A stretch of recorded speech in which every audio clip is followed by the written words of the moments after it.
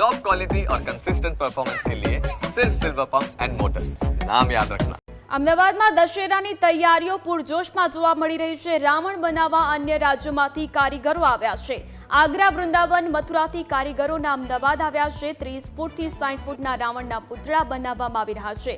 Colour, paper, bamboo સહિતના ભાવમાં 5% જેટલો વધારો થયો। રાવણના પુતળાના ભાવમાં પણ જેના કારણે વધારો કરવામાં આવ્યો। અમદાવાદમાં 8 થી 10 જગ્યાએ રાવણ દહન થશે, તો નાગરવેલ ખાતે સૌથી ઊંચા 51 ફૂટના પુતળાનું દહન થશે।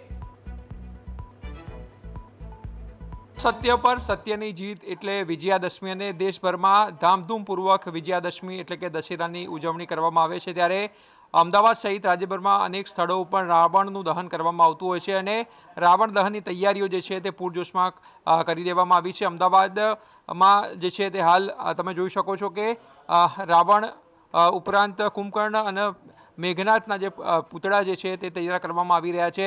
છેલ્લા 2 મહિનાથી આ તૈયારીઓ જે છે તે અમદાવાદમાં કરવામાં આવતી હોય છે અને સમગ્ર રાજ્યમાં અહીંથી જ કહી શકાય કે રાવણ જે છે તે તૈયાર કરીને મોકલવામાં આવતો હોય છે। લગભગ છેલ્લા 1.5 થી 2 મહિનાથી આ કારીગરો જે છે તે ગુજરાતમાં આવે છે અને વિવિધ જે છે તે પૂતળાઓ જે છે તૈયાર કરતા હોય છે। જોઈ શકાય છે કે 10 માથાનો રાવણ જે છે તે તૈયાર કરવામાં આવી રહ્યો છે। આપણી સાથે મોહસિનભાઈ છે, તેમની સાથે વાત કરશું।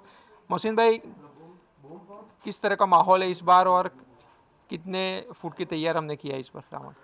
देखिए, माहौल तो ऐसा है कि रावण का है ना जोश हर मतलब अपने हिंदू भाइयों लोगों में हर बार रहा है, क्योंकि असत्य पर सत्य की जीत होती है। उस हिसाब से उनको जब रावण का पुतला जलाते हैं तो उनको बहुत खुशी होती है।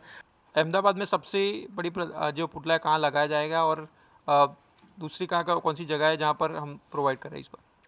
लगभग समझिए आप अहमदाबाद में नागरबेल और मणिनगर और आपके ये कर्णावती क्लब में 40 से 45 फुट के रावण और 51 फुट का रावण नागरवेल में बनाया गया है। इस बार बड़ा रावण बनाया गया है। देखिए, हर चीज़ पर है ना भाव बढ़ गया है। दरअसल महंगाई बढ़ी रही है, कम नहीं हो रही है। और बम्बू और बांसड़े पर पेपर ये सब कुछ जो हम लगाते हैं, मैदे का यूज़ करते हैं, जो मैदे से लेई बनाई जाती है उसका यूज़ करते हैं, और कलर पेपर का यूज़ करते हैं। उन पर 5 से है ना 10% है ना पैसा बढ़ा है। इस बार उसी हिसाब से हमने रावण पर भी 5 से 10% पैसा बढ़ाया है।